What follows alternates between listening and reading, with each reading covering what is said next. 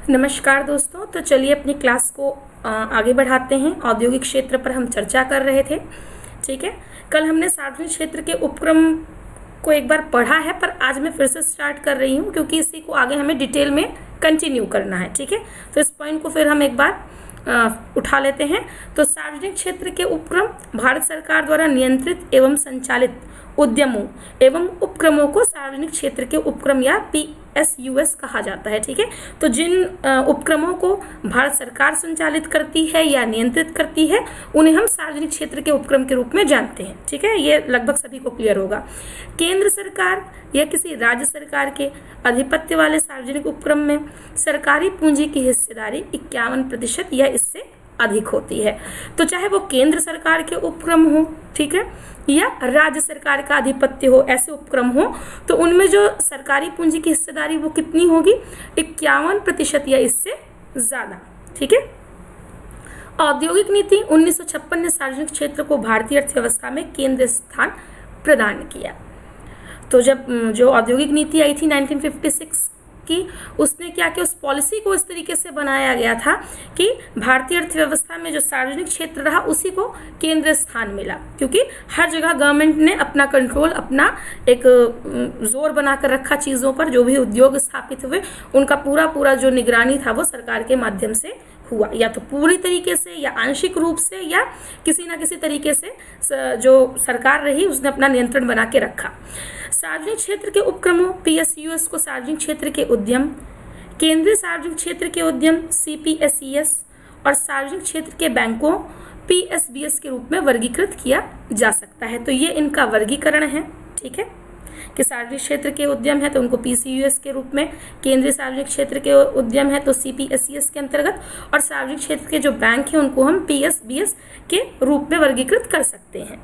केंद्रीय सार्वजनिक क्षेत्र के उपक्रमों को सामरिक और गैर रणनीतिक क्षेत्र में वर्गीकृत किया जा सकता है। तो अब जो केंद्रीय सार्वजनिक क्षेत्र के उपक्रम हैं इनको भी दो भागों में बांट दिया गया है। एक तो सामरिक, ठीक है, जो सामरिक दृष्टि से महत्वपूर्ण है ऐसे उद्यम, और दूसरे गैर रणनीतिक, मतलब उनका कोई रणनीति से कोई बहुत लेना देना नहीं है, तो वो गैर रणनीतिक श्रेणी में आ गए हैं। तो इस तरीके से इनको दो भागों में वर्गीकृत किया गया है। तो देख लेते हैं सामरिक केंद्रीय सार्वजनिक क्षेत्र के उद्यम कौन कौन से हैं। तो सामरिक दृष्टि से जो महत्वपूर्ण उद्यम है उसमें आपका आता है हथियार और गोला बारूद, रक्षा उपकरणों, हवाई जहाज एवं युद्धपोतों से संबद्ध उद्यम, परमाणु ऊर्जा के लिए प्रयुक्त सामग्री।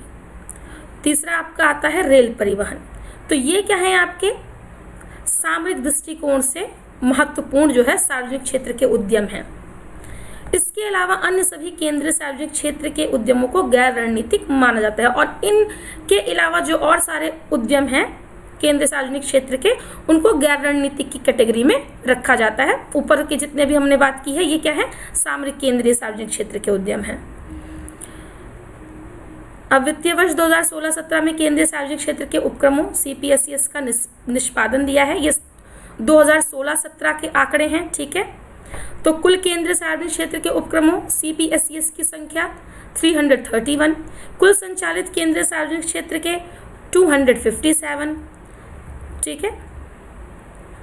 यहाँ पे कुल निवेश, कुल सकल राजस्व, ये सब आंकड़े दिए हुए, देख लीजिए, बहुत रटने की कोशिश मत कीजिएगा, बहुत इंपॉर्टेंट नहीं है। अब बात करते हैं हम महारत्न, नवरत्न और मिनी रत्न श्रेणी 1 एवं श्रेणी 2 के उद्योग, ठीक है।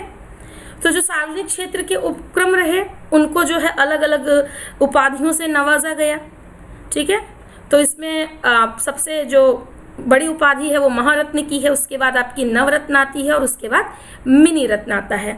तो ये 3 उपाधियां हैं जिनसे इनका जो कार्य शैली है, ठीक है, उसके आधार पे जो इनके लिए क्राइटेरिया सेट किए गए हैं, ठीक है, वो सब जो पूरा करती हैं कंपनीज, उनको उसी के आधार पे इन जो दर्जे हैं इनसे उनको जो है नवाजा जाता है। तो देख लेते हैं महारत्न कंपनी बनने के लिए किसी कंपनी के अंदर कौन सी क्वालिटीज़ होनी चाहिए, कौन से क्राइटेरियाज उसको फुलफिल करने होते हैं। तो महारत्न योजना का पहले उद्देश्य देख लेते हैं। महारत्न योजना का उद्देश्य बड़े सार्वजनिक क्षेत्र के उद्यमों को अपने कारोबार का विस्तार करने तथा विश्व में बड़ी कंपनी के रूप में उभरने में समर्थ बनाना है। ठीक है, तो जब किसी कंपनी को महारत्न का दर्जा दिया जाता है तो उसको ये भी एक छूट दी जाती है कि वो अपने कारोबार का विस्तार करे, ना केवल भारत में बल्कि संपूर्ण विश्व में एक कंपनी के रूप में अपने आप को स्थापित करे और अपने जो उसका जो व्यापार है उसका वो विस्तार करे। और महारत्न का दर्जा प्राप्त करने के लिए जो दिशा निर्देश है वो देख लीजिए। तो उसे नवरत्न का दर्जा प्राप्त हो, पहले वो नवरत्न कंपनी रह चुकी हो और उसके बाद और सारे क्राइटेरिया को पूरी करेगी तो महारत्न का दर्जा प्राप्त कर सकती है। वह भारतीय शेयर बाजार में सूचीबद्ध हो। ठीक है, तो भारतीय शेयर बाजार में सूचीबद्ध होना भी अनिवार्य है।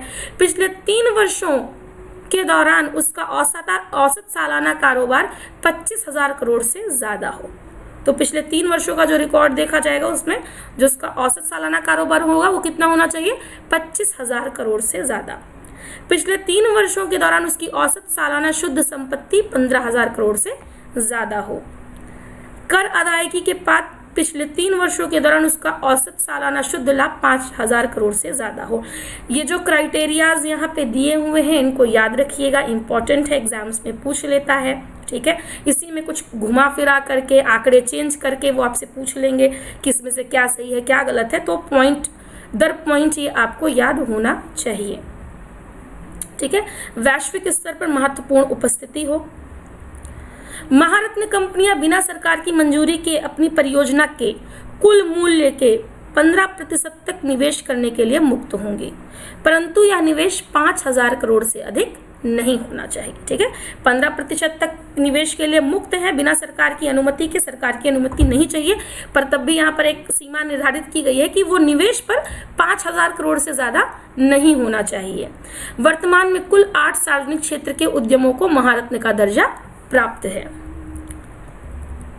ठीक है, तो पहला है आपका भारत हैवी इलेक्ट्रिक्स लिमिटेड भेल, दूसरा है कोल इंडिया लिमिटेड CIL, तीसरा है Indian oil corporation limited IOCL, चौथा है national thermal power corporation limited NTPC, पांचवा है oil and natural gas corporation limited ONGC, छठा है steel authority of India limited SAIL, सातवां है Bharat petroleum corporation limited BPCL, आठवां है गेल इंडिया लिमिटेड गेल। ठीक है, कंपनियों के नाम भी याद होने चाहिए।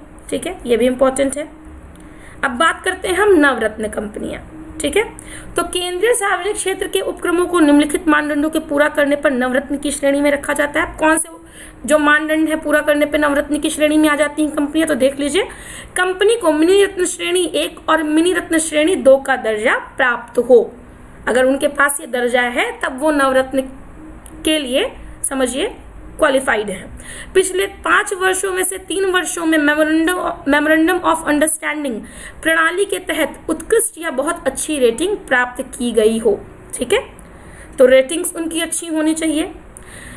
6 चयनित निष्पादन मापदंडों में 100 में से 60 या उससे अधिक का स्कोर प्राप्त किया हो। ठीक है, तो जो 6 निष्पादन मापदंड रखे गए हैं उसका जो टोटल है वो 100 है, पर उसमें कम से कम 60 या उससे ज़्यादा उनका स्कोर होना चाहिए। तो देख लीजिए क्या मानदंड है जिसमें उनको 60 या उससे ऊपर का स्कोर प्राप्त करना है। कुल शुद्ध पूंजी, निवल मूल्य के अनुपात के रूप में निवल लाभ, कुल श्रम शक्ति लागत, वस्तु एवं सेवाओं के उत्पादन का लागत, प्रति अंश आय, अंतर क्षेत्रीय प्रदर्शन। ठीक है, तो ये 6 मापदंड है जिनमें उनको 60 या 60 के अबव जो है स्कोर प्राप्त करना होता है। नवरत्न कंपनियों को 1,000 करोड़ या परियोजना के कुल मूल्य का 15% तक बिना सरकार की मंजूरी के निवेश करने की स्वायत्तता प्राप्त होती है। तो 15% हमें पता है, पर राशि में 1,000 करोड़ तक ही वो बिना गवर्नमेंट की परमिशन के कहीं निवेश कर सकती हैं, इसके लिए वो स्वतंत्र होती हैं। वर्तमान में भारत में 16 नवरत्न कंपनियां हैं। ठीक है, कुछ प्रमुख नवरत्न कंपनियां निम्नलिखित हैं। Bharatiya electronics limited BEL, engineers India limited EIL, Hindustan petroleum corporation limited HPCL, power grid corporation of India limited power grid, Mahanagar telephone Nigam limited MTNL, Rashtriya Ispat Nigam limited RINL, oil India limited oil. ठीक है, अब देख लीजिए मिनी रत्न श्रेणी 1, कि मिनी रत्न के लिए क्या क्राइटेरियाज हैं। लघु रत्न या मिनी रत्न श्रेणी 1 का दर्जा प्राप्त करने के लिए सार्वजनिक क्षेत्र के उद्यमों को पिछले 3 वर्षों में लगातार लाभ कमाना चाहिए। ठीक है, तो चाहे लघु रत्न या मिनी रत्न की श्रेणी का दर्जा प्राप्त करने के लिए क्या करना है, जो सार्वजनिक क्षेत्र के उद्यम हैं उनको लगातार पिछले 3 वर्षों में लाभ कमाना होगा। पिछले 3 वर्षों में से किसी एक वर्ष में कम से कम रुपए 30 करोड़ या इससे अधिक कर पूर्व लाभ प्राप्त होना चाहिए। मिनी रत्न श्रेणी 1 की कंपनियां 500 करोड़ या अपने निवल संपत्ति के बराबर जो भी कम हो के बराबर निवेश करने हेतु स्वतंत्र होती है। तो 500 करोड़ या जो उनकी निवल संपत्ति हो, तो जो भी उसमें कम है उसके बराबर वो निवेश करने के लिए स्वतंत्र होती हैं, उसके लिए उन्हें परमिशन की आवश्यकता नहीं होती। कुछ प्रमुख मिनी रत्न श्रेणी 1 कंपनियां निम्नलिखित हैं। भारतीय विमानपत्तन प्राधिकरण, भारत संचार निगम लिमिटेड, राष्ट्रीय बीज निगम लिमिटेड, राष्ट्रीय chemicals and fertilisers limited, rail विकास निगम लिमिटेड, राष्ट्रीय लघु उद्योग निगम लिमिटेड। ठीक है, तो ये कंपनियां हैं मिनी रत्न श्रेणी 1 में आती हैं। ठीक है, जो भी क्राइटेरियाज हैं और जो कंपनियों के नाम हैं इन्हें याद रखिएगा। मिनी रत्न श्रेणी 2, द्वितीय श्रेणी के लिए सार्वजनिक क्षेत्र के उद्यमों को लगातार 3 वर्षों तक लाभ कमाना चाहिए तथा उद्यम का एक सकारात्मक मूल्य होना चाहिए। द्वितीय श्रेणी की मिनी रत्न कंपनियां सरकार की मंजूरी के बिना 300 करोड़ रुपए या अपने मूल्य का 50% तक जो भी कम हो, ठीक है, चाहे 300 करोड़ रुपए या जो उनके मूल्य का 50% है, इन दोनों से जो भी कम हो पूंजी व्यय की स्वायत्तता रखती हैं, तो वो स्वतंत्र है उतना निवेश करने के लिए। कुछ प्रमुख मिनी रत्न श्रेणी 2 कंपनियां निम्नलिखित हैं। HMT international limited, Bharat pumps and compress limited, केंद्रीय खान योजना एवं डिजाइन संस्थान लिमिटेड, केंद्रीय rail side warehouse company limited, खनिज अन्वेषण कॉरपोरेशन लिमिटेड। ठीक है, तो ये मिनी रत्न श्रेणी 2 की कैटेगरीज में आती हैं ये कंपनियां।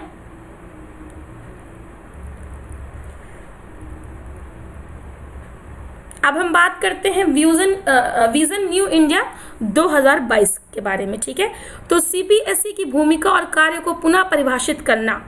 ठीक है, तो ये जो CPSEs हैं इनके कार्य को फिर से परिभाषित करने के लिए जो है विजन न्यू इंडिया 2022 है। इसके अंतर्गत CPSE के विकास के लिए 7 से 15 वर्षों के लिए दीर्घकालिक लक्ष्य, 3 से 7 वर्षों के लिए मध्यम अवधि रणनीति और 3 वर्ष तक के लिए अल्पकालिक कार्य योजना बनाई जा रही है। ठीक है, तो इसके अंतर्गत प्रत्येक CPSE के लिए कुछ मात्रात्मक लक्ष्यों की पहचान की गई है जिनमें प्रमुख है। कौन कौन से लक्ष्य हैं देख लीजिए। प्रतिस्पर्धा को बढ़ाना, ठीक है, कंपटीशन को बढ़ाना, इनके मध्य में नवाचार, अनुसंधान एवं प्रौद्योगिकी, ठीक है, जो नवाचार है या रिसर्च है, जो टेक्नोलॉजी है, इसको बढ़ावा देना, शासन प्रणाली एवं वित्तीय प्रणाली को सुदृढ़ करना, जो इसका फाइनेंशियल जो सिस्टम है, ठीक है, जो मैनेजमेंट सिस्टम है, गवर्नेंस का जो सिस्टम है, उन सारी चीज़ों को बेहतर करना, मानव संसाधन प्रबंधन, ठीक है, और मानव संसाधन प्रबंधन को भी बेहतर करना, ये इसके जो है मात्रात्मक लक्ष्य हैं जिनकी की पहचान की गई है किसकी, विजन न्यू इंडिया 2022 के लिए। ठीक है, अब इसके उद्देश्य देख लीजिए। विजन 2022 के महत्वपूर्ण उद्देश्य क्या हैं? तो अलग अलग क्षेत्रों के लिए अलग अलग उद्देश्य हैं। उर्वरक क्षेत्र के लिए क्या उद्देश्य रखा गया है कि यूरिया में आत्मनिर्भरता प्राप्त करना, 24% उत्पादन वृद्धि के साथ यूरिया उत्पादन 30 मिलियन टन तक पहुंचाना। ठीक है, तो ये उर्वरक क्षेत्र के लिए है। जैव प्रौद्योगिकी के क्षेत्र में $100 बिलियन की सहायता से एक इकोसिस्टम का निर्माण करना, जिसके अंतर्गत 3000 स्टार्टअप, 150 प्रौद्योगिकी कार्यालयों का निर्माण और 50 बायो इनक्यूबेटरों की स्थापना की जाएगी। तो ये जैव प्रौद्योगिकी के क्षेत्र में है ये उद्देश्य। ऊर्जा क्षेत्र में देख लीजिए, वर्ष 2019 तक सभी के लिए बिजली के लिए स्मार्ट मीटरिंग एवं इसके परिचालन को डिजिटलीकृत करना। 75 शहरों में इलेक्ट्रिक वाहन चार्जिंग स्टेशनों का निर्माण करना। इस्पात के संदर्भ में देख लीजिए उद्देश्य, इस्पात उत्पादन की क्षमता को बढ़ाकर वर्ष 2022 तक 175 मिलियन टन और वर्ष 2031 तक 300 मिलियन टन करना।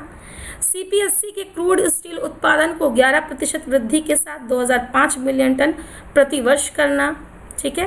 तेल के संदर्भ में देखिए, आयातों पर अपनी निर्भरता को 10% तक कम करना। 2025 तक लगभग 415 मिलियन मीट्रिक टन प्रति वर्ष क्षमता प्राप्त करना। पेट्रोल एवं डीजल में 4% जैव ईंधन का सम्मिश्रण करना। प्राकृतिक गैस के संदर्भ में देख लीजिए, उत्तर पूर्व के 1500 किलोमीटर सहित राष्ट्रीय गैस ग्रिड का विस्तार करना। शहरों में एलपीजी पाइपलाइन नेटवर्क का विस्तार करना। ठीक है, तो ये उद्देश्य हैं अलग अलग क्षेत्रों के संदर्भ में, और इन्हें भी आप याद रखिएगा, पूछा जा सकता है एग्जाम में, इम्पॉर्टेंट है, तो इन सारे पॉइंट्स को तैयार करिएगा। सूक्ष्म लघु एवं मध्यम उद्यम MSMEs। ठीक है, भारत में सूक्ष्म लघु एवं मध्यम उद्यम न केवल बड़े उद्योगों की तुलना में अपेक्षाकृत कम पूंजी लागत पर रोजगार के व्यापक अवसर प्रदान करने में महत्वपूर्ण भूमिका निभाते हैं, बल्कि ग्रामीण और पिछड़े क्षेत्रों के औद्योगिकरण में भी सहायता करते हैं। तो जो हमारे सूक्ष्म लघु और मध्यम उद्योग होते हैं, ठीक है, तो ये कहीं ना कहीं बहुत बड़े लेवल पर जो है लोगों को रोजगार तो देते ही देते हैं। ठीक है, पर इन उद्योगों की स्थापना के लिए बहुत बड़ी पूंजी की आवश्यकता नहीं होती है, कम पूंजी में ये उद्योग स्थापित हो जाते हैं और रोजगार ये उसकी तुलना में कहीं ज़्यादा देते हैं। अगर आप बड़े उद्योगों को देखेंगे तो उनकी तुलना में आपका जो माइक्रो, स्मॉल और मीडियम इंटरप्राइजेज हैं ये ज़्यादा रोजगार प्रदान करते हैं। और जब आप बड़े उद्योगों को देखते हैं, बड़ी इंडस्ट्रीज को देखते हैं, तो ज़्यादातर क्या होता है, वो जो है शहरों के आसपास लगती हैं।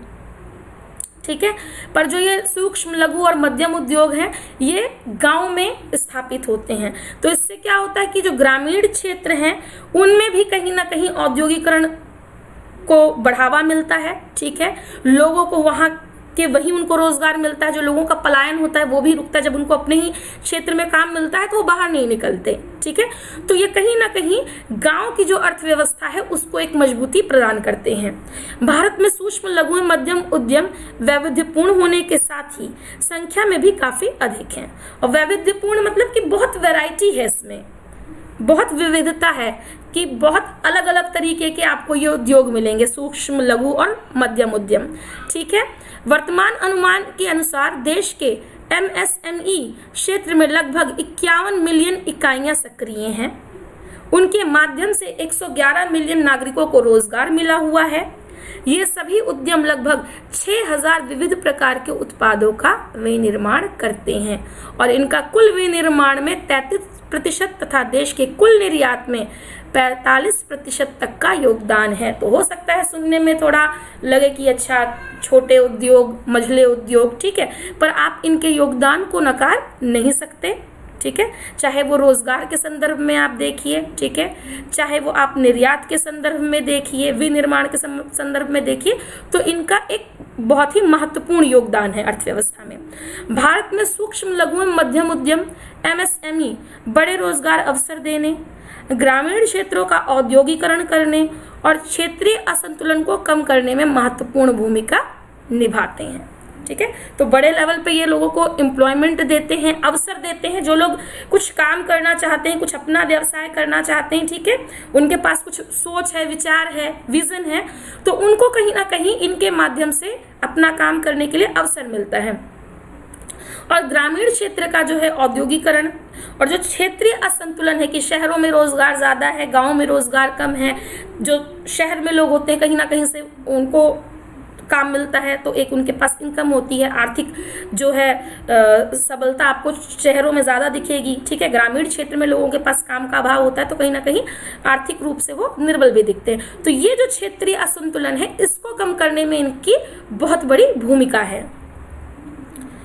MSME क्षेत्र ने कुल औद्योगिक जीवीए का 33% तथा स्थिर मूल्यों आधार वर्ष 2011-12 पर औद्योगिक सकल घरेलू उत्पाद जीडीपी के 31% का योगदान दिया है। ठीक है। 9 मई 2007 को भारत सरकार द्वारा कार्य आवंटन नियम 1961 में संशोधन के बाद पूर्व के लघु उद्योग मंत्रालय और कृषि एवं ग्रामीण उद्योग मंत्रालय का विलय करके सूक्ष्म लघु एवं मध्यम उद्यम मंत्रालय का गठन किया गया। ठीक है। तो यहाँ पे क्या किया गया है कि जो पूर्व के लघु उद्योग मंत्रालय और कृषि एवं ग्रामीण उद्योग मंत्रालय था उसका विलय कर दिया गया 1961 के संशोधन के बाद, और उसके बाद क्या किया गया कि सूक्ष्म लघु एवं मध्यम उद्यम मंत्रालय का गठन किया गया है। यह मंत्रालय सूक्ष्म लघु और मध्यम उद्योगों से संबंधित नीतियों का निर्माण एवं कार्यान्वयन करता है। ठीक है। तो इनसे संबंधित जो भी नीतियां हैं उनका निर्माण करना, उनका एग्जीक्यूशन करना, उसका काम इस मंत्रालय के पास है। ठीक है। अब बात कर लेते हैं उद्योगों के वर्गीकरण की। यहाँ पे भी उद्योगों का एक वर्गीकरण किया गया है। ठीक है। क्लासिफिकेशन ऑफ इंडस्ट्रीज 2006 में सूक्ष्म लघु एवं मध्यम उद्यम विकास अधिनियम पारित होने के बाद लघु एवं मध्यम क्षेत्र को पुनः परिभाषित किया गया है। ठीक है। फिर से इसको डिफाइन किया गया है। इस अधिनियम में मध्यम क्षेत्र को पहली बार परिभाषित किया गया। इसके अतिरिक्त विनिर्माण और सेवा उद्यमों के लिए अलग अलग निवेश सीमाएं निर्धारित की गई। सूक्ष्म लघु एवं मध्यम उद्योगों का वर्गीकरण इन उद्योगों में संयंत्र और मशीनरी में निवेश के आधार पर किया जाता है। ठीक है। तो जो इन्वेस्टमेंट होता है संयंत्र पे, मशीनरी पे, उसके आधार पर जो है इनका वर्गीकरण किया गया है कि कौन सा सूक्ष्म में आएगा, कौन सा लघु में आएगा, कौन सा मध्यम उद्योग में आएगा। तो देख लीजिए वर्गीकरण यहाँ पर बताया गया है। ठीक है। सूक्ष्म और लघु मध्यम, विनिर्माण उद्यम, ठीक है, और सेवा उद्यम। तो सूक्ष्म में 25 लाख रुपए तक आपका जो विनिर्माण उद्यम में जो आपका ये आएगा, ये 25 लाख रुपए तक सूक्ष्म में हो जाएगा। सेवा उद्यम में 10 लाख रुपए तक जो आएगा वो आपका सूक्ष्म में हो जाएगा। लघु में, विनिर्माण उद्यम में आपका 25 लाख से 5 करोड़ तक जो आएगा वो लघु उद्योग के अंतर्गत आ जाएगा। और सेवा उद्यम में 10 लाख से 2 करोड़ तक जो उद्यम आएंगे वो इसमें सेवा उद्यम में वो लघु उद्योग की श्रेणी में आ जाएंगे। मध्यम की जब बात करेंगे तो विनिर्माण उद्यम में 5 करोड़ से 10 करोड़ तक के जो उद्यम आएंगे वो मध्यम उद्योग की श्रेणी में आएंगे। और सेवा उद्यम में हम जब बात करेंगे 2 करोड़ से 5 करोड़ तक के जो सेवा उद्यम के अंतर्गत जो आएंगे उद्योग वो आपके मध्यम श्रेणी के उद्योग कहलाएंगे। ठीक है। तो यहाँ पे ये पूंजी के आधार पे एक वर्गीकरण कर दिया गया है सूक्ष्म लघु और मध्यम उद्योगों का। ठीक है।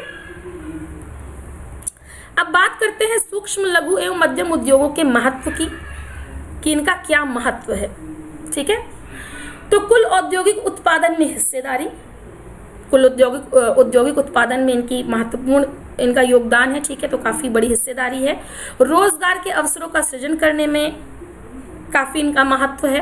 आयात प्रतिस्थापन एवं निर्यात संवर्धन में योगदान है। ठीक है। ये बहुत इंपॉर्टेंट चीज है कि जो वस्तुएं हम आयात करके बाहर से मंगाते थे, ठीक है, तो कहीं ना कहीं जो सूक्ष्म लघु और मध्यम उद्योग हैं इन्होंने उन आयातों को प्रतिस्थापित किया, उन उत्पादों को अपने ही देश में उनका उत्पादन किया और एक्स्ट्रा जो हमारे प्रोडक्ट्स जो उत्पादन हो रहा है उससे निर्यात संवर्धन को भी बढ़ावा दिया, उनका विदेशों में निर्यात हुआ। ठीक है। राष्ट्रीय आय का बेहतर वितरण करने में सहायक, उद्योगों का क्षेत्रीय विकेंद्रीकरण, अब उद्योग एक जगह कहीं केंद्रीकृत होकर ना होकर के उनका विकेंद्रीकरण हो गया। छोटे छोटे उद्योग हैं तो कहीं भी लगाए जा सकते हैं। जो स्टेट है, जो स्टेट के जो अलग अलग क्षेत्र हैं उनकी जैसी दशा है, जैसी स्थिति है, उसके आधार पर उनके जो संसाधन है उनके आधार पर वहां पर छोटे उद्योग स्थापित किए जा सकते हैं। ठीक है। तो उद्योगों का जो है क्षेत्रीय विकेंद्रीकरण हुआ इसके माध्यम से। नागरिकों की मूलभूत आवश्यकताओं की पूर्ति हेतु विभिन्न उत्पादों का निर्माण। ठीक है। तो जो नागरिक हैं उनकी जो मूलभूत आवश्यकताएं हैं उनको पूरा करने के लिए बहुत सारे उत्पादों का निर्माण इन उद्योगों की सहायता से किया जाता है। कम स्थिर और कार्यशील पूंजी की आवश्यकता। ठीक है। तो ये सूक्ष्म लघु एवं मध्यम उद्योगों का महत्व है। हाँ, औद्योगिक विवादों का कम होना एक पॉइंट नीचे रह गया था और इसमें औद्योगिक विवाद बहुत ज़्यादा नहीं होते। बड़ी इंडस्ट्रीज होती हैं तो पता चलता है लेबर हड़ताल पे जा रही है या पता चलता है कि उद्योगपति हैं तो किसी प्रकार की कोई दिक्कत आ रही, किसी प्रकार की कोई, ये छोटे छोटे उद्योग होते हैं, तो इनमें औद्योगिक विवादों की जो संभावना होती है वो काफी कम होती है। भारत में असमाविष्ट गैर कृषि उद्यमों निर्माण को छोड़कर के मुख्य संकेतक रिपोर्ट। ठीक है, जून 2017 में राष्ट्रीय प्रतिदर्श सर्वेक्षण कार्यालय NSSO ने छठी आर्थिक गणना की अनुवर्ती सर्वेक्षण के तौर पर जुलाई 2015 से जून 2016 के दौरान कराए गए अपने सर्वेक्षण के 73वें दौर के अंतर्गत संकलित सूचना पर आधारित भारत में असमाविष्ट गैर कृषि उद्यमों निर्माण को छोड़कर, ठीक है, गैर कृषि उद्यम की बात करेंगे असमाविष्ट में, पर उसमें हम निर्माण क्षेत्र को छोड़ देंगे। ठीक है, कि कृषि इसमें आप निर्माण क्षेत्र को नहीं लेंगे, के मुख्य संकेतक नामक रिपोर्ट जारी की। सर्वेक्षण के तहत भारत में सूक्ष्म, लघु एवं मध्यम उद्यमों से संबंधित निम्नलिखित परिणाम सामने आए हैं। ठीक है, तो ये जो सूक्ष्म, लघु और मध्यम उद्योग हैं उनके बारे में बात हो रही है, इसमें निर्माण क्षेत्र को हम नहीं लेंगे। ठीक है, वर्ष 2015-16 के दौरान भारत में कुल असमाविष्ट कृषि उद्यमों निर्माण को, फिर वही बात है, निर्माण को छोड़कर, अर्थात कुल MSME की संख्या 6.34 करोड़ है। ठीक है, 2015-16 का आंकड़ा है। इन उद्यमों की कुल संख्या में 51.3% ग्रामीण क्षेत्रों और शेष 48.7% शहरी क्षेत्रों में अवस्थित है। ठीक है, तो 51.3 कहाँ पे है? ग्रामीण क्षेत्र में, और 48.7 कहाँ पे स्थित है? शहरी क्षेत्रों में। इन कुल MSME में 31% विनिर्माण गतिविधियों में, ठीक है, और 36% व्यापार में तथा शेष 33% अन्य सेवाओं में संलग्न है। ठीक है, तो 31% आपका कहाँ है? विनिर्माण, जो प्रोडक्शन होता है, ठीक है, उसमें इन्वॉल्व है। 36% कहाँ है? व्यापार में इन्वॉल्व है, और 36% व्यापार में है, और 33% क्या है? जो इनसे संबंधित जो सेवाएं होती हैं, ठीक है, उसमें संलग्न है वो। देश के 22 राज्यों में इन उद्यमों के लगभग 98% उद्यम अवस्थित हैं। ठीक है, अब देख लीजिए यहाँ पे आंकड़े दिए हैं कि कहाँ कहाँ पर ये स्थित हैं। तो सर्वाधिक उद्यमों की संख्या वाले राज्यों में उत्तर प्रदेश है। सबसे ज्यादा आपको कहाँ पे मिलेंगे? ये उत्तर प्रदेश में मिलेंगे, 14.20%। उसके बाद आता है आपका पश्चिम बंगाल, 13.99%। उसके बाद है तमिलनाडु, 7.80%, महाराष्ट्र 7.54%, कर्नाटका 6.05% है। ठीक है, तो सबसे ज़्यादा जो मिलते हैं ये आपको उत्तर प्रदेश में मिलेंगे, आपके ये लघु और मझले उद्योग। इस प्रकार से देश में अनुमानित कुल MSME में शीर्ष 10 राज्यों की हिस्सेदारी लगभग 74.05% है। ठीक है, तो जो शीर्ष 10 राज्य आते हैं MSME में, उनकी जो हिस्सेदारी है टोटल में वो 74.05 है। उसके बाद जो और स्टेट्स हैं उनकी हिस्सेदारी आएगी इसमें।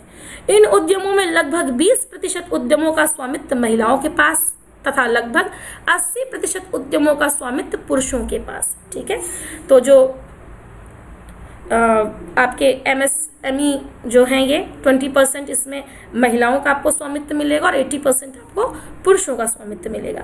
2015-16 के दौरान भारत में असमाविष्ट गैर कृषि उद्यमों निर्माण को छोड़कर, अर्थात MSME क्षेत्र द्वारा 11.13 करोड़ नौकरियां सृजित की गई हैं। इन नौकरियों में 55% लोग शहरी क्षेत्रों में और 45% लोग ग्रामीण क्षेत्रों में कार्यरत हैं। वर्ष 2015-16 के दौरान इस क्षेत्र में काम करने वाले कर्मचारियों का लगभग 50% उत्तर प्रदेश, पश्चिम बंगाल, तमिलनाडु, महाराष्ट्र, कर्नाटका, इन 5 राज्यों में है। ठीक है, तो लगभग 50% जो लोग इसमें रोजगार पाए हुए हैं वो इन 5 प्रमुख स्टेट से आते हैं। ठीक है, वर्ष 2015-16 के दौरान बाजार उत्पादन में संलग्न अनिर्गमित गैर कृषि उद्यमों निर्माण को छोड़कर द्वारा समेकित जीवीए का अनुमान, ठीक है, 11,52,338 करोड़ लगाया गया। ठीक है, इसमें निर्माण, एक बार क्लियर रहे आप लोग को, निर्माण क्षेत्र को छोड़ करके बात की जा रही है। समग्र जीवीए में शहरी क्षेत्रों में स्थापित उद्यमों का योगदान लगभग 70% एवं ग्रामीण क्षेत्रों में स्थापित उद्यमों का योगदान लगभग 30% है। ठीक है, महाराष्ट्र का अखिल भारतीय स्तर पर कुल वार्षिक जीवीए में उच्चतम शेयर है। ठीक है, तो अखिल भारतीय स्तर पर जब आप देखते हैं तो कुल वार्षिक जीवीए में सबसे ज्यादा शेयर किसका है? आपका महाराष्ट्र का है, लगभग 11.8% है महाराष्ट्र का शेयर। इसके बाद आपका उत्तर प्रदेश आता है 11% शेयर के साथ। उसके बाद है आपका तमिलनाडु 9.2% शेयर के साथ, कर्नाटका 1% शेयर, पश्चिम बंगाल 7.4% शेयर। ठीक है, तो ये इनका शेयर की हिस्सेदारी है इसमें कुल वार्षिक जीवीए में। इन 5 राज्यों ने असमाविष्ट गैर कृषि उद्यमों द्वारा कुल वार्षिक जीवीए का लगभग 50% से अधिक का योगदान किया है। ठीक है, अखिल भारतीय स्तर पर 98.3% उद्यम चिरस्थायी प्रकृति के थे। मौसमी तथा अनियत उद्यमों की हिस्सेदारी क्रमशः 1.3% तथा 0.4% थी। मतलब कि जो उद्यम है उनकी प्रवृत्ति चिरस्थायी थी, मतलब लगातार काम करने वाली रही है। 98.3% जो उद्यम रहे चिरस्थायी प्रकृति के रहे, और मौसमी और अनियत उद्यमों की हिस्सेदारी कितनी रही? 1.3 और 0.4, मतलब कि मौसम के हिसाब से लगाए गए और फिर हट गए। ठीक है, मौसम आने पे काम हुआ और फिर हट गए, तो उनकी जो हिस्सेदारी रही है वो 1.3% और 0.4 की रही है। सूक्ष्म लघु एवं मध्यम उद्यमों के लिए 12 सूत्री कार्य योजना। ठीक है, तो देख लीजिए 12 सूत्री कार्य योजना क्या है MSMEs के लिए। तो भारत में सूक्ष्म लघु एवं मध्यम उद्योगों NSMEs के लिए 5 पहलुओं यथा ऋण तक पहुंच, बाजार तक पहुंच, प्रौद्योगिकी उन्नयन, व्यवसाय करने में आसानी और कर्मचारियों के लिए सामाजिक सुरक्षा पर ध्यान दिया जाना अनिवार्य है। इन सभी आवश्यकताओं की पूर्ति के लिए मोदी सरकार द्वारा 12 सूत्री कार्य योजना की घोषणा की गई है कि भाई अगर इनका विस्तार करना है, इनका विकास करना है, ठीक है, सूक्ष्म लघु और मध्यम उद्यमों का, तो उनके लिए जो है 12 सूत्री कार्य योजना बनाई गई है मोदी सरकार के माध्यम से। ठीक है, तो पहला इसमें आपका क्या आता है? ऋण तक पहुंच, एक्सेस टू क्रेडिट। MSME के लिए ऋण तक आसान पहुंच को सक्षम बनाने के लिए ऋण पोर्टल। ठीक है, सूक्ष्म लघु एवं मध्यम उद्यमों के लिए ऋण तक आसान पहुंच को संभव बनाने के लिए एक ऋण पोर्टल का निर्माण किया गया है। ठीक है, कि जो इस प्रकार के उद्योग हैं, अगर उन्हें ऋण की आवश्यकता है, भाई वो अपना विस्तार करना चाहते हैं, ठीक है, या किसी प्रकार के उनको वित्त की दिक्कत ना हो, तो उसके लिए गवर्नमेंट ने क्या किया है? एक ऋण पोर्टल का निर्माण किया है। इस ऋण पोर्टल के माध्यम से केवल 59 मिनट में रुपए 1 करोड़ तक के ऋण को सैद्धांतिक रूप से स्वीकृति प्रदान की जा सकती है। इस पोर्टल का लिंक GST पोर्टल के माध्यम से उपलब्ध कराया जाएगा। ठीक है, तो इस पोर्टल का लिंक आपको कैसे मिलेगा? GST पोर्टल के माध्यम से मिलेगा।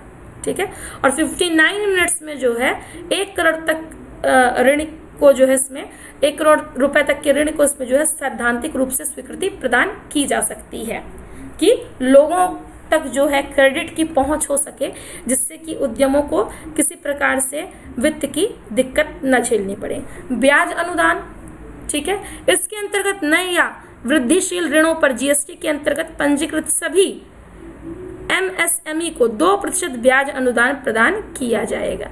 ठीक है, तो जो वृद्धिशील ऋण है, ठीक है, तो उसमें GST के अंतर्गत जितने भी पंजीकृत हैं ये आपके लघु और मध्यम उद्योग, उनको जो है 2% जो है ब्याज अनुदान दिया जाएगा।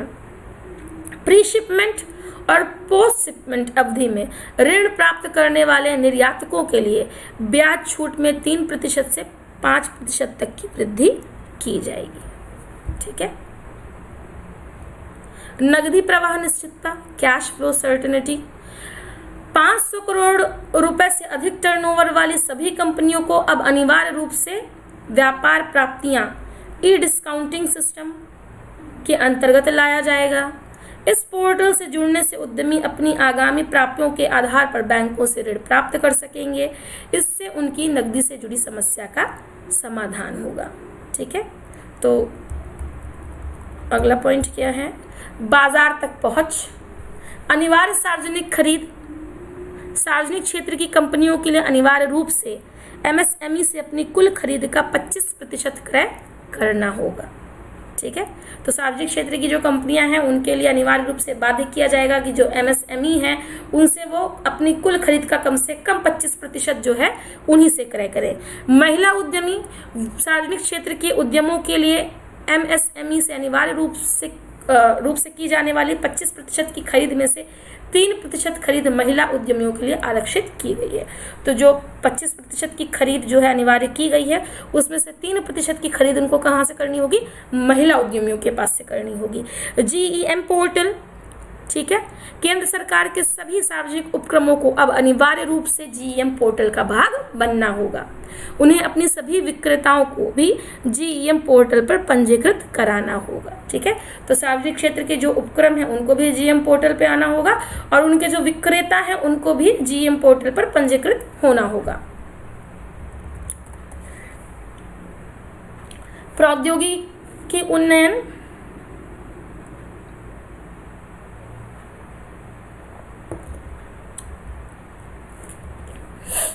तो प्रौद्योगिकी उन्नयन में देखिए, प्रौद्योगिकी केंद्र देश भर में टूल रूम वस्तुतः उत्पाद डिजाइन का एक महत्वपूर्ण भाग है, इसलिए पूरे देश में 20 केंद्र बनाए जाएंगे और टूल रूम के रूप में 100 स्पोक स्थापित किए जाएंगे। ठीक है, तो टेक्नोलॉजी को अपग्रेड करने के लिए इस तरीके के सेंटर्स का निर्माण किया जाएगा पूरे देश में।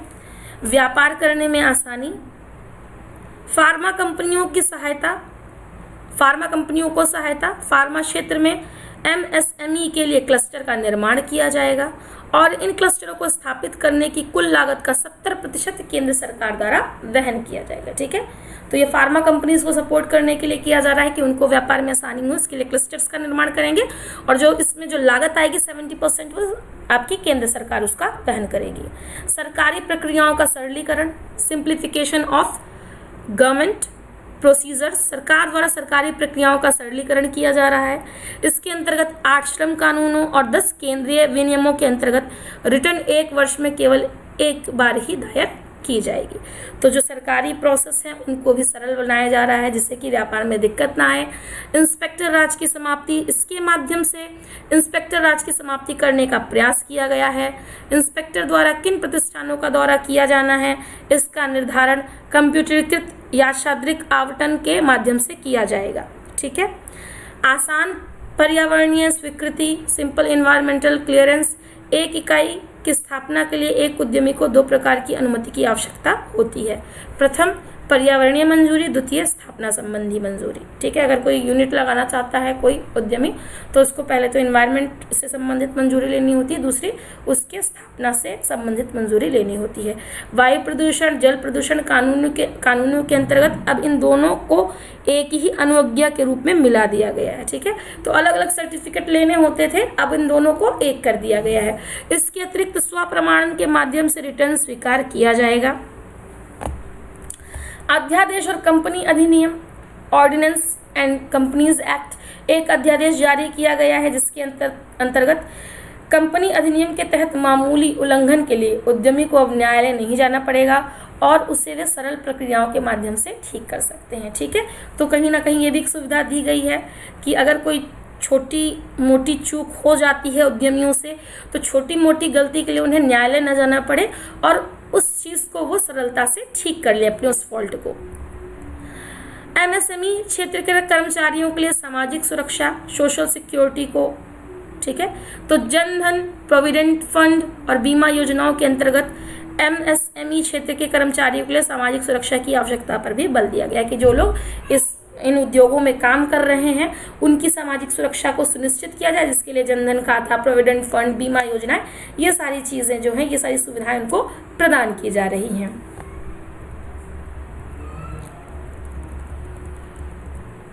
एमएसएमई के पुनरुद्धार हेतु आरबीआई पैनल, ठीक है, तो RBI panel on MSME revival.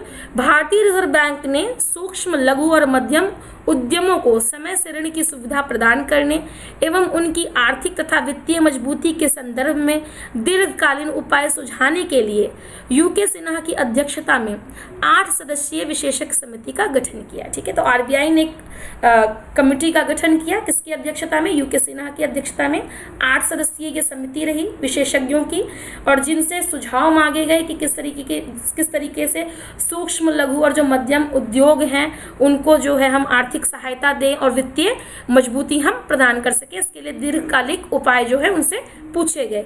यह समिति एमएसएमई इकाइयों हेतु आवश्यक ऋण उपलब्धता को प्रभावित करने वाले कारकों की पड़ताल करेगी। यह समिति एमएसएमई के क्षेत्र के समर्थन देने हेतु मौजूदा संस्थागत रूपरेखा की समीक्षा करेगी और हाल ही में सरकार द्वारा किए गए आर्थिक सुधारों का इस क्षेत्र पे पड़ने वाले प्रभाव का अध्ययन करने के साथ ही क्षेत्र के विकास को भी प्रभावित करने वाली संरचनात्मक समस्याओं की भी जांच पड़ताल करेगी। देश में एमएसएमई क्षेत्र की मौजूदा नीतियों और उनके प्रभावों की समीक्षा का काम भी समिति को दिया गया है। यह समिति संभवतः जून 2019 तक अपनी रिपोर्ट सौंप देगी। तो एमएसएमई से संबंधित जितने भी पक्ष हैं उन पर इनकी राय मांगी गई है कि चाहे फाइनेंस को लेकर के, चाहे आधारिक संरचना को लेकर के, और उनसे जो देश पर जो प्रभाव पड़ रहा है उन सारी चीज़ों के संदर्भ में इनसे रिपोर्ट मांगी गई है। ठीक है, सुझाव मांगे गए हैं। तो आशा है कि जून 2019 तक तो टाइम तो निकल गया है 2019 का। ठीक है, विशेष आर्थिक क्षेत्र की बात कर लेते हैं, स्पेशल इकोनॉमिक जोन्स। ठीक है, इनको सेस कहा जाता है शॉर्ट में। तो भारत एशिया में उन देशों में एक था जिसने निर्यात संवर्धन में निर्यात प्रसंस्करण क्षेत्र एक्सपोर्ट प्रोसेसिंग जोन्स की भूमिका को सबसे पहले स्वीकार किया और 1965 में एशिया का पहला निर्यात प्रसंस्करण क्षेत्र कांडला में स्थापित किया। ठीक है, विशेष आर्थिक क्षेत्र ऐसे भौगोलिक क्षेत्र होते हैं जहां देश के अन्य क्षेत्रों की अपेक्षा आर्थिक कानून अधिक उदार होते हैं। विशेष आर्थिक क्षेत्र एक एकीकृत औद्योगिक क्षेत्र होता है जिसमें पूर्ण विकसित आधारिक संरचना मौजूद होती है। तो जो सेज जो होता है वो ऐसा एक एरिया होता है जहां पर जो कानून होते हैं, ठीक है, वो ज़्यादा लचीले होते हैं, ज़्यादा लिबरल होते हैं। ठीक है, ऐसे होते हैं कि जहाँ पे इंडस्ट्रीज़ को बढ़ावा मिल सके। और ये ज़्यादातर ऐसे क्षेत्र होते हैं जो कि उद्योगों को ही समर्पित होते हैं। ठीक है, यहाँ पे पूर्ण विकसित आधारिक संरचना होती है। ठीक है, और पूरा जो एक बहुत बड़ा क्षेत्र होता है वो क्या होता है, उद्योगों के लिए समर्पित होता है कि वहाँ पर तरीके के उद्योग स्थापित होते हैं उस एरिया में। ठीक है, तो उस क्षेत्र को ही स्पेशल इकोनॉमिक जोन्स कहा जाता है क्योंकि वहाँ पर ज़्यादातर इंडस्ट्रीज होती हैं और ज़्यादातर जो एक्टिविटीज़ होती हैं वो क्या होती हैं, इकोनॉमिकल एक्टिविटीज़ होती हैं, प्रोडक्शन होता है। ठीक है, और उनका निर्यात होता है, तो ये सारी चीज़ें होती हैं, इसलिए उनको इस तरीके के क्षेत्र को जो है विशेष आर्थिक क्षेत्र या स्पेशल इकोनॉमिक जोन कहा जाता है। ठीक है, भारत में औद्योगिकरण की गति को तीव्र करने में विदेशी निवेश को प्रोत्साहित करने के उद्देश्य से 1 अप्रैल 2000 में विशेष आर्थिक नीति की घोषणा की गई। ठीक है, कि औद्योगिकरण की जो दर है उसको बढ़ावा जाए, और सीधी सी बात है औद्योगिकरण की दर को अगर बढ़ाना है तो निवेश की आवश्यकता है कि भाई विदेशों से निवेश आए। तो उसको प्रोत्साहित करने के लिए क्या किया गया, 1 अप्रैल 2000 को विशेष आर्थिक नीति की घोषणा की गई। इस नीति का उद्देश्य विशेष आर्थिक क्षेत्रों का आर्थिक क्षेत्रों को विकास का इंजन बनाना था।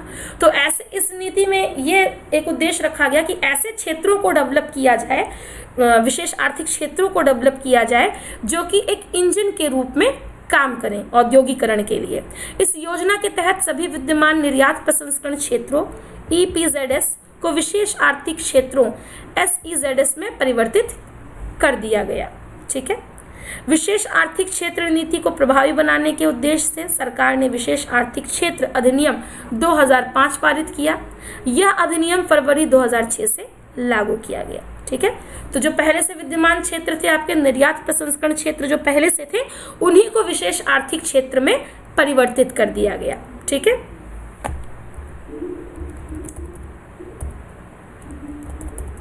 अब बात कर लेते हैं विशेष आर्थिक क्षेत्रों की वर्तमान स्थिति। तो कुल औपचारिक अनुमोदन प्राप्त सेज की संख्या देखिए डेट यहाँ दिया हुआ है 31/7/2018 के तक का ये हिसाब किताब आंकड़ा है आपके सामने। ठीक है, कुल औपचारिक अनुमोदन प्राप्त सेज की संख्या है 420। कुल अधिसूचित सेज की संख्या है 355 प्लस 7 केंद्र सरकार प्लस 11 राज्य निजी सेज। ठीक है, कुल परिसंचालित सेज की संख्या है 223। ठीक है, सेज के अंतर्गत कुल कार्यरत उत्पादन इकाइयां हैं 5146। ठीक है, कुल रोजगार की संख्या है।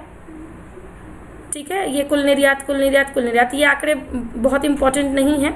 ठीक है, इसलिए मैं इनको स्किप कर रही हूँ। अब बात कर लेते हैं उद्देश्य की। तो विशेष आर्थिक क्षेत्र के मुख्य उद्देश्य क्या है?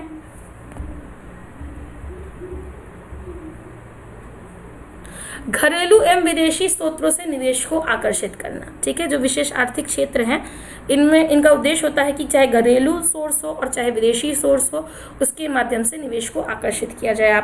अगर आप देखेंगे सेज बहुत सारे एरियाज़ में, तो आपको पता चलेगा कि चाइना की कंपनी है, उसने अपनी इंडस्ट्री चाइना की कोई कंपनी उसने अपना उद्योग स्थापित कर रखा है। जापान की कंपनी है, उसने अपनी इंडस्ट्री लगा रखी है। ठीक है, तो ये विशेष आर्थिक क्षेत्र का ये मुख्य उद्देश्य है कि घरेलू हो, चाहे घरेलू उद्योगपति हैं वो निवेश करें, चाहे विदेशी कोई सोर्स हो तो उसके माध्यम से निवेश को आकर्षित किया जाए।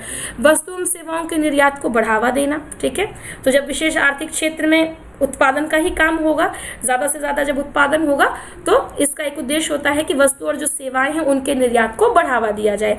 अतिरिक्त आर्थिक गतिविधियों का सृजन करना,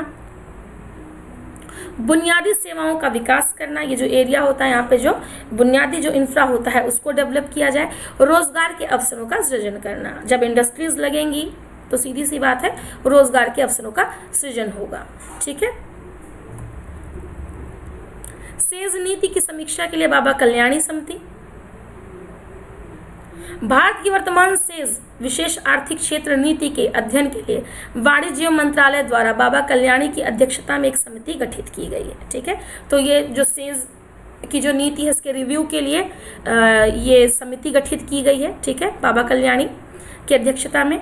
इस समिति को सेज नीति का आकलन करने एवं इसे विश्व व्यापार संगठन के मानकों के अनुरूप बनाने, सेज की खाली पड़ी भूमि का अधिकतम उपयोग सुनिश्चित करने के उपाय सुझाने, अंतरराष्ट्रीय अनुभवों के आधार पर सेज नीति में आवश्यक बदलाव सुझाने और तटीय आर्थिक जोन एवं टेक्सटाइल पार्कों जैसे अन्य सरकारी योजनाओं के साथ सेज नीति का विलय करने के बारे में सुझाव देने की जिम्मेदारी सौंपी गई थी। ठीक है, तो ये सारी चीज़ें इनसे इसके संदर्भ में सुझाव मांगा गया कि जो हमारी सेज की पॉलिसी है उसको और कितना और कैसे बेहतर बनाया जा सकता है। तो इस समिति के अध्यक्ष बाबा कल्याणी के अनुसार यदि भारत को 2025 तक 5 लाख करोड़ ट्रिलियन डॉलर की अर्थव्यवस्था में तब्दील होना है तो विनिर्माण क्षेत्र में प्रतिस्पर्धा क्षमता के साथ साथ सेवाओं से जुड़े मौजूदा परिवेश में भी बुनियादी बदलाव सुनिश्चित करने होंगे। ठीक है, भारत सरकार ने मेक इन इंडिया कार्यक्रम के तहत वर्ष 2022 तक 100 मिलियन रोजगार को सृजित करने और सकल घरेलू उत्पाद में विनिर्माण क्षेत्र की 25% हिस्सेदारी सुनिश्चित करने का लक्ष्य रखा है। इसके अलावा सरकार के विनिर्माण क्षेत्र से जुड़े मूल्य को वर्ष 2025 तक बढ़ाकर 1.2 ट्रिलियन डॉलर करने की योजना बनाई है। ठीक है, तो ये गवर्नमेंट का अपना प्लान है। अब देख लेते हैं इनकी अनुशंसाएं कि इन्होंने क्या रिकमेंडेशंस दिए हैं बाबा कल्याणी समिति ने। ठीक है, सेज की स्थापना का मुख्य उद्देश्य निर्यात वृद्धि के बजाय रोजगार और आर्थिक समृद्धि, एम्प्लॉयमेंट और इकोनॉमिक इनक्लेव्स, ठीक है, 3 इस पर बल देना होना चाहिए।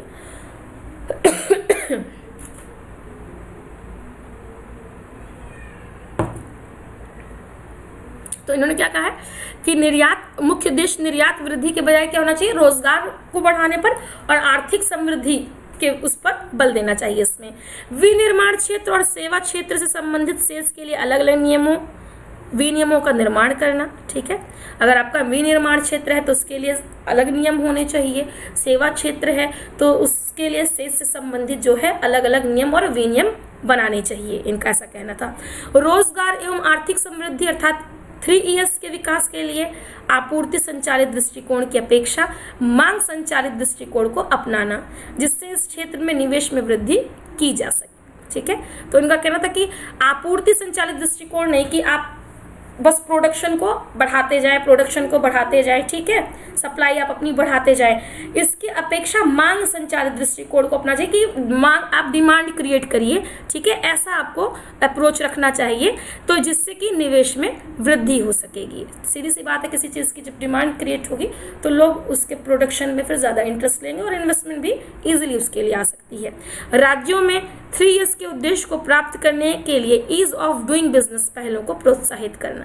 ठीक है, तो ईज ऑफ डूइंग बिजनेस मतलब कि व्यापार करने की जो शर्तें हैं उनको सरल करना, उनको आसान करना, ताकि कि लोग प्रोत्साहित हों व्यापार करने के लिए। नए निवेश को आकर्षित करने और परिचालन आवश्यकताओं की पूर्ति के लिए एकीकृत ऑनलाइन पोर्टल का निर्माण करना। व्यावसायिक सेवाओं, आधारभूत बुनियादी ढांचे और high speed multi modal connectivity में निवेश को बढ़ावा देकर प्रतिस्पर्धा को बढ़ाना।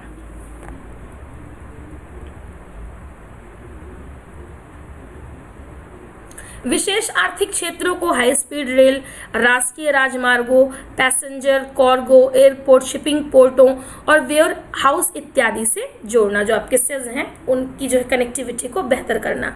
3 के साथ MSME को एकीकृत करना और प्राथमिक उद्योगों पर ध्यान केंद्रित करने वाले क्षेत्रों को अतिरिक्त प्रोत्साहन देना। ठीक है, तो 3 जो है उसको कहीं ना कहीं MSME के साथ जोड़ना उसको, और जो आपके प्राथमिक उद्योग हैं उनके विकास पर ध्यान देना और उनको अतिरिक्त प्रोत्साहन देना कि वो उद्योग जो है अच्छे से बढ़े, उनका विकास हो। सेज परियोजनाओं को सस्ता वित्त उपलब्ध कराने के लिए आधारभूत संरचना का दर्जा देना, कर व ड्यूटी संबंधी लाभों को बरकरार रखना, अन्य वैकल्पिक क्षेत्रों को भी विशिष्ट सेज अर्थात 3ES में निवेश करने हेतु प्रोत्साहित करना। डेवलपर्स को आपूर्ति की जाने वाली वस्तुओं पर निर्यात शुल्क नहीं लगाया जाना, ठीक है, बल्कि निर्यात के लिए उत्पादित वस्तुओं पर निर्यात शुल्क लगाया जाना चाहिए। निर्बाध विद्युत आपूर्ति सुनिश्चित करने के लिए प्रतिस्पर्धी दरों पर स्वतंत्र विद्युत उत्पादकों से सेज इकाइयों को सीधे विद्युत आपूर्ति कराना। ठीक है, कि जो ये सेज जोन है इसको जो इलेक्ट्रिसिटी है इसकी कोई दिक्कत ना हो, निर्बाध विद्युत आपूर्ति हो, ठीक है, और प्रतिस्पर्धी दरों पर हो। ठीक है, क्योंकि इंडस्ट्री के लिए इलेक्ट्रिसिटी बहुत आवश्यक चीज़ है। ऑनलाइन आवेदन प्रक्रिया के माध्यम से विभिन्न अनुमोदनों में तेजी लाना। सूचना प्रौद्योगिकी, IT और इससे जुड़ी सेवाओं के क्षेत्र में मिली उल्लेखनीय सफलता को वित्तीय सेवाओं, स्वास्थ्य सेवा, कानूनी मरम्मत और डिज़ाइन सेवाओं जैसे अन्य सेवा क्षेत्रों में भी सुनिश्चित करना होगा। ठीक है, IT सेक्टर में जो सफलताएं मिली हैं उसको और सारे क्षेत्र में भी उस सफलता को सुनिश्चित करना होगा। मध्यस्थता एवं वाणिज्यिक अदालतों के माध्यम से विवादों का समाधान करना। मध्यस्थता के माध्यम से या जो वाणिज्यिक अदालत है उनके माध्यम से अगर कोई विवाद है तो उनका समाधान करना। ठीक है, तो ये सारे जो है इनके सुझाव थे बाबा कल्याणी समिति के।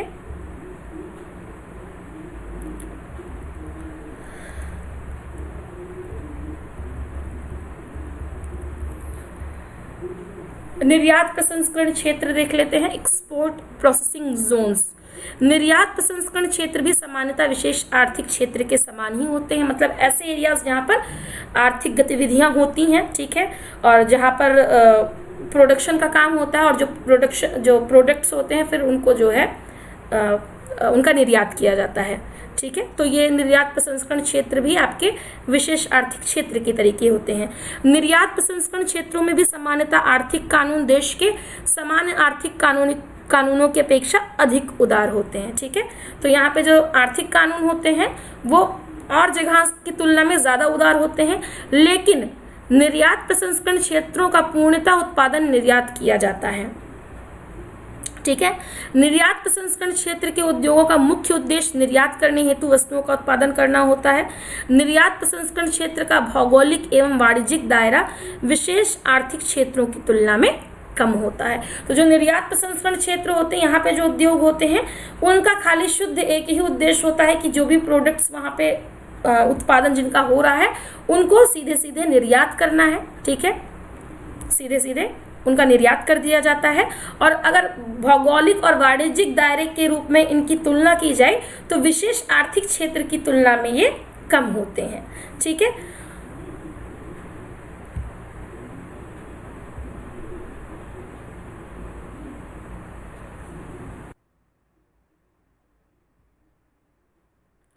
तो आज की क्लास को यही मैं क्लोज करती हूँ, ठीक है।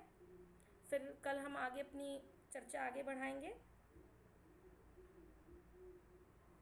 आज के लिए बस इतना ही, धन्यवाद। अगर कोई डाउट है तो आप लोग पूछिएगा, मैं पूरी कोशिश करूँगी कि आप लोग के क्वेश्चंस का आंसर दे सकूँ।